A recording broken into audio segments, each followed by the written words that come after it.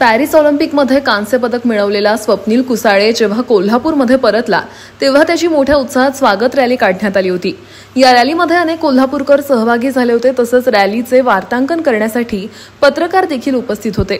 यावेळी पोलिसांकडून पत्रकारांना धक्काबुक्की झाल्याचा प्रकार घडला होता। आज या प्रकाराच्या निषेधार्थ परीख पूल समितीतर्फे हे मूक आंदोलन करत निषेध व्यक्त करण्यात आलाय। यावेळी आंदोलनकर्त्यांनी खिशाला काळ्या फिती लावत हे आंदोलन केलं।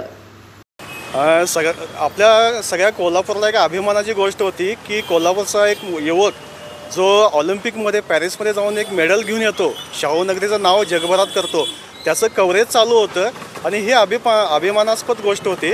आणि त्या कव्हरेजच्या वेळी या गोष्टींनी जो प्रसंग घडलेला आहे हा गालबोट कोल्हापूर शाहूनगरीला लागलेला आहे आणि तो डेलिबरेटली केला गेला आहे का याचाही शोध घेणं आवश्यक आहे।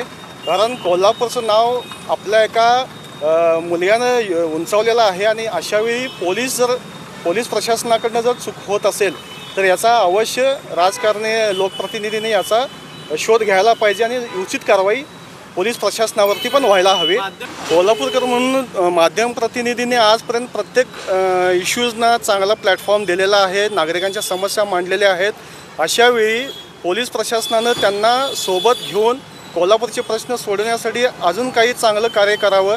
पण असं त्यांनी जे काल वर्तन केलेलं आहे ती पोलीस अधीक्षक पदावरती असताना हे निश्चितच भूषणावं नाही आहे आणि यामध्ये मी समजतो की आमच्या कोल्हापूरकरांचा घोर अपमान झालेला आहे।